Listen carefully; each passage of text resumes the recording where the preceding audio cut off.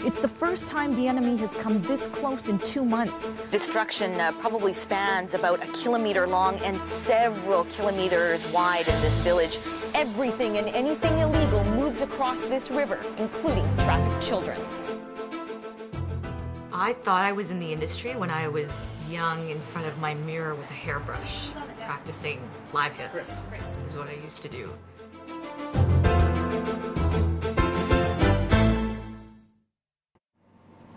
Check one, two. Another young Aboriginal woman is dead, and yet another has gone missing. Actually, hang on. You're so intricate in someone's life for a small moment, and then you move on. It's like a doctor doing surgery on someone. You're inside someone's body, and then you move on to the next patient. It's the same sort of thing.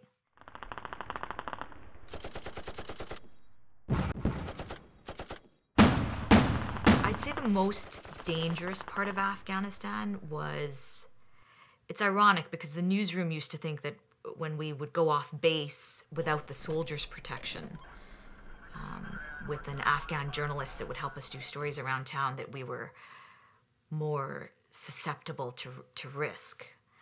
And it's the complete opposite of that. When you were with the soldiers, in all your gear, with your helmet, your frag vest, everything, that's when you were at most risk because you were a target. So people are driving towards the convoy. It's a suicide bomber, and there's nothing you can do. You're in the hands, your life is in the hands of the soldiers, and you just sit in there and wait. Those were some of the most nerve-wracking moments, I guess you could say. We always made it through. That's why I'm here, all my limbs in place, but some journalists didn't make it.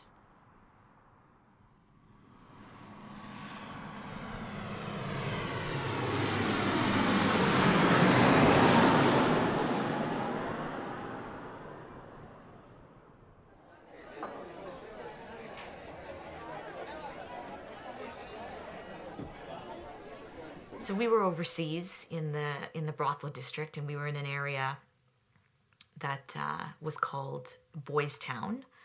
We saw a man standing there. He was about 65 years old, white guy, pot belly, toothpick in his mouth.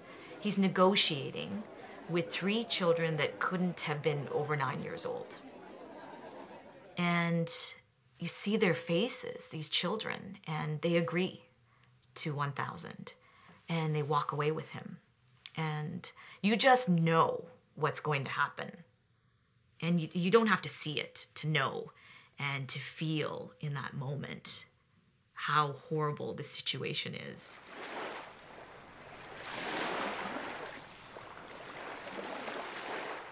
I'd say Sri Lanka was a tough one after the tsunami. It was just so raw, and one image that stands out was when you were seeing piles and piles of bodies being thrown into a mass grave. People just didn't know what else to do. There were no resources, there was no infrastructure. So bodies are just going into a mass grave like garbage on the side of the road. And you just felt helpless that you couldn't do anything to help these people in that situation. It was tough.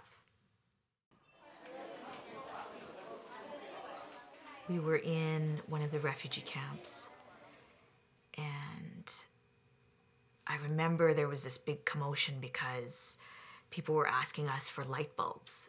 They were begging for light. They just wanted light bulbs.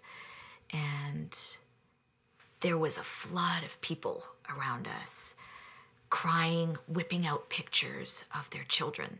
And they just wouldn't stop. So moms are running up and they're bawling, and we can't even speak the same language. And they're talking in their own language.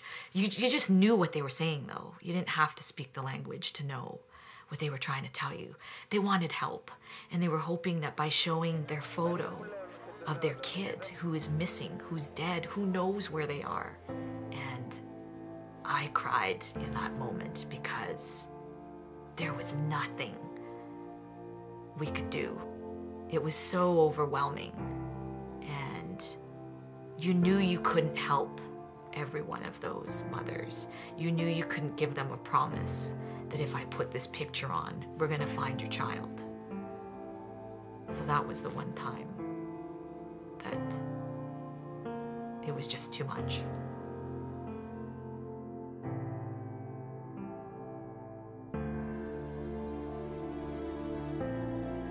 If you start to get desensitized as a journalist, then you're not going to be able to pull the qualities out of a story that make a good story, that make people want to care about it.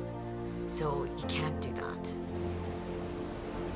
When I see some of those graphic images, it makes me even more grateful for what I have. I don't get depressed, and for the most part, you don't feel hopeless in the situation. I find that I feel just immense gratitude for what I do have, the family members that I do have that are here with me, the lifestyle that I have. You just become more grateful. I don't think I was ever a selfish person, but it just makes you realize how lucky you are to have those small things.